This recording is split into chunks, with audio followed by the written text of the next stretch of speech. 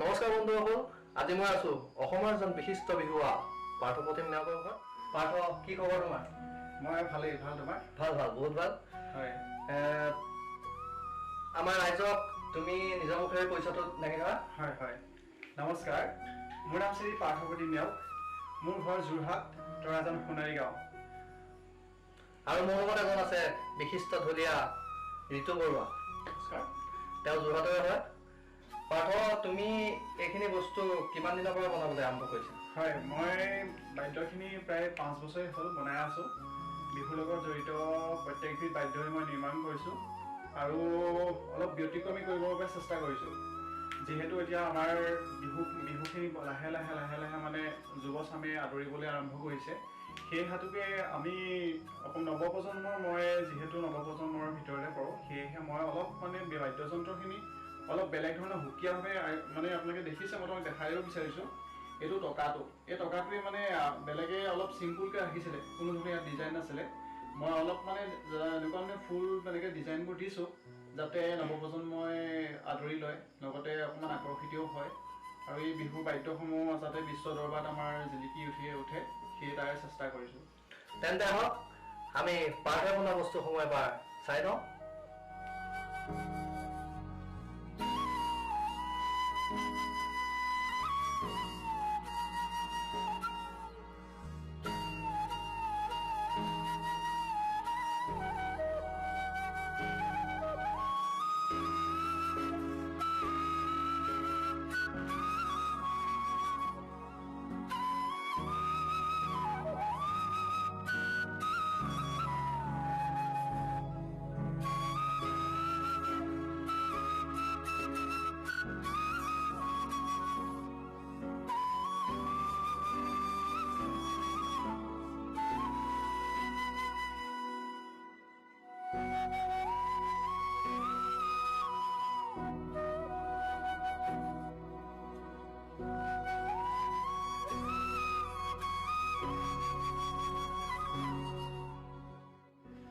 বন্ধুসকল, আপোনালোকেতো পাৰ্থই বনোৱা সকলো বস্তু দেখিলে।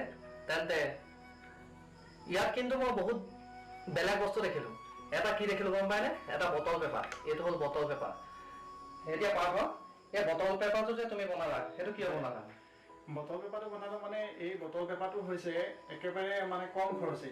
যিহেতুকে এটা গুটীয়া পেপাৰ কিনিবলৈ হ'লে 2500 টকা আমাৰ পৰে, আৰু এটা জুৰীয়া পেপাৰ কিনিবলৈ হ'লেতো মানে ঠাইলৈ বেলেগ বিভিন্ন দাম হয়। মোৰ ওচৰত জুৰীয়া পেপাৰ 7000 টকা পৰে। যিহেতু পইচাটো অলপ বেছি হৈ যায়, সেইবাবে মই ভাবিলোঁ কি যিসকলে শিকিবলৈ ইচ্ছা প্ৰকাশ কৰে, তেওঁলোকৰ ইচ্ছা মানে কোনো ধৰণে ভাগি নপৰক, সেই ভাবিয়ে মই এই বটল পেপাৰটো ব্যৱহাৰ কৰিছোঁ। তেওঁলোকে যাতে এই বটল পেপাৰটোতে মানে বজাই শিকি পেলাই বিহু ক্ষেত্ৰত মানে মহোহীয় পেপাৰটো পাছত কিনি পেলাই তেওঁলোকে যাতে বিহুৰ পথাৰখন কৃষ্টি পথাৰত নতুন বীজ সৃষ্টি হয়, সেয়ে এই কামটো কৰিলোঁ। তেন্তে ৰাইজসকল, পাৰ্থপ্ৰতিম নেওগৰ সুন্দৰ প্ৰতিভা। এতিয়া বটল পেপাৰ এটা কলি আমি পাৰ্থপ্ৰতিম নেওগৰ মুখেৰে আমি আপোনালোকক আগবঢ়াইছোঁ। হয়।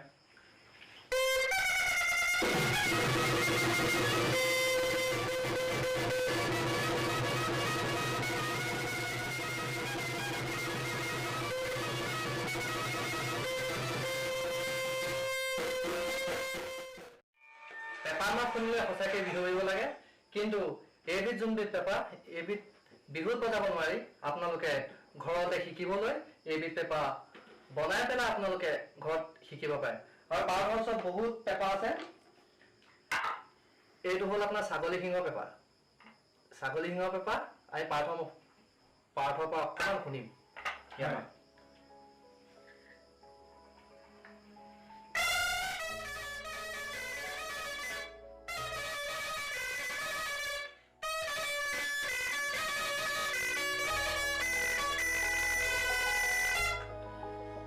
এতিয়া শুনিলে ছাগলী শিঙৰ পেপাৰ।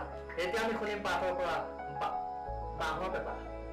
এইটো হ'ল বাঁহৰ পেপাৰ। পাৰ্থই নিজে ঘৰতে নিৰ্মাণ কৰিছে। এতিয়া আমি বাঁহৰ পেপাৰ মাত পাৰ্থৰ পৰা।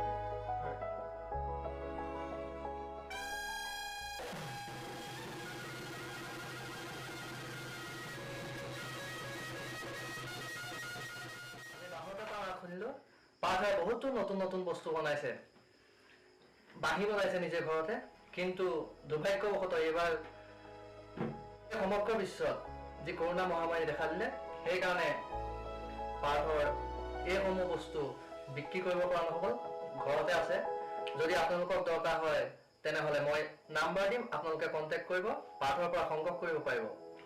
তেন্তে আহক আমি পাৰ্থৰ পৰা এতিয়া বাঁহীৰ মাত শুনো।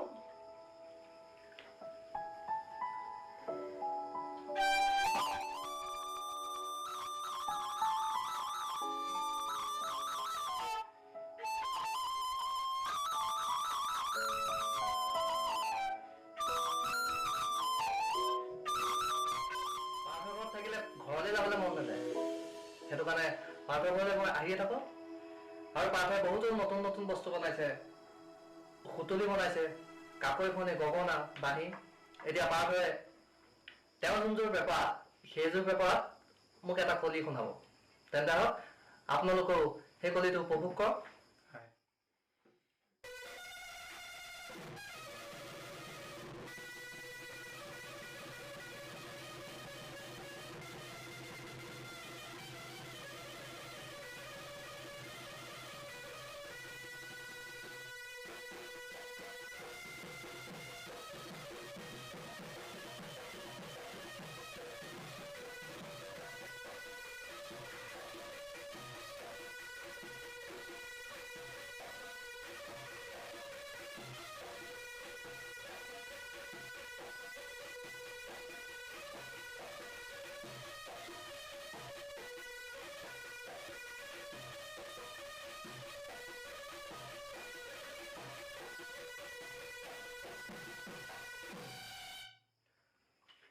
সুন্দৰ হৈছে। পাৰ্থৰ বহুতো প্ৰতিভা আছে, সেই প্ৰতিভা পাৰ্থই যাতে সদায় বিকাশ কৰি থাকে।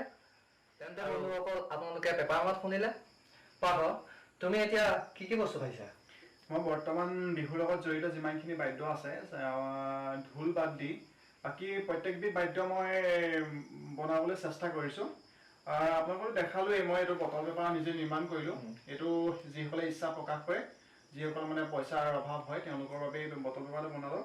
আৰু এইটো হৈছে মহৰ শিঙৰ পেপাৰ। এইটো মহৰ শিঙৰ আটাইতকৈ ডাঙৰ পেপাৰ মোৰ ওচৰত এইটোৱে আছে। এইটো মহৰ শিংটো 1.5 ফুট হ'ব, এই শিংটো।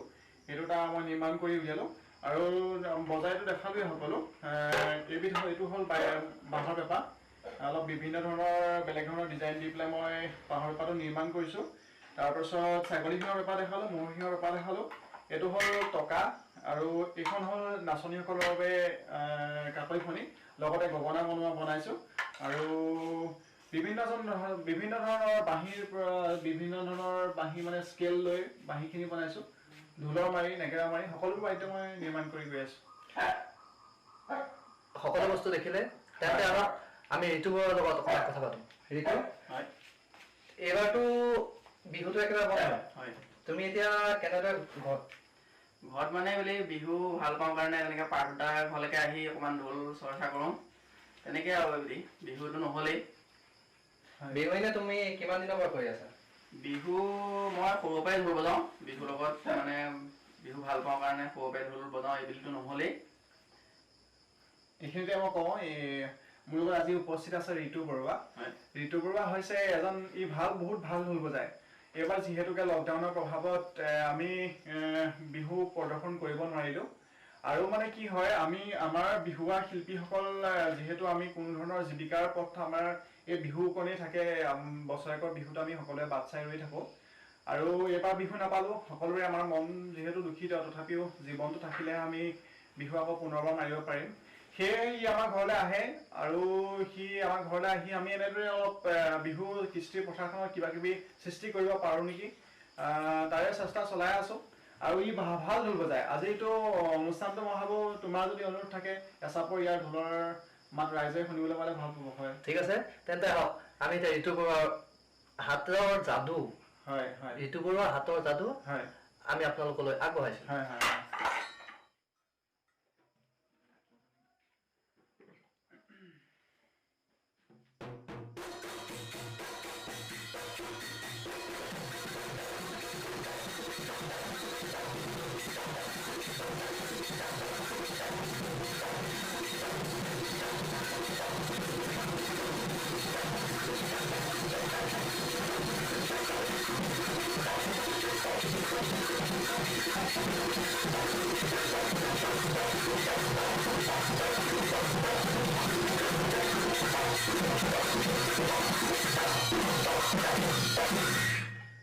ঋতু বৰুৱাৰ ঢোলৰ চাপৰ শুনিলে সঁচাকৈ কিন্তু হাতত যাদু আছে ঋতু বৰুৱা।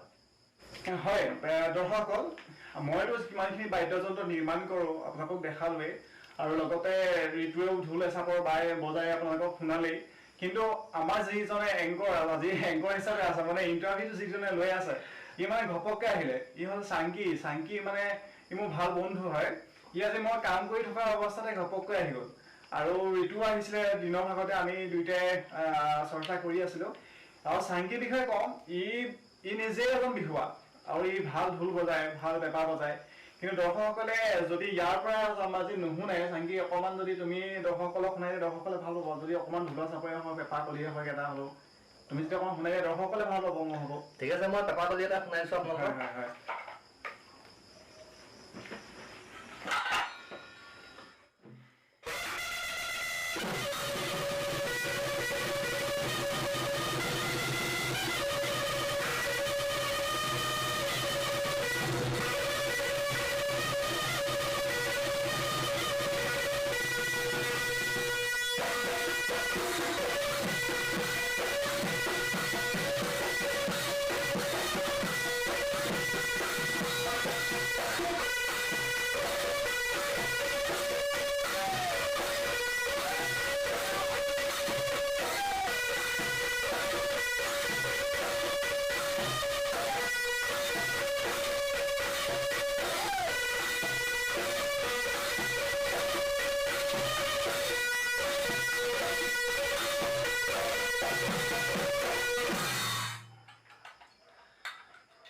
অকণমান বনাই দিলোঁ আৰু পাঠৰ নোটখনে অকণমান বনাই দিলোঁ। হয় যদি কিবা নিশ্চয় ভাল পাইছে। যদি কিবা ক্ষমা কৰিব, হয় আমি ইমান নাজানো।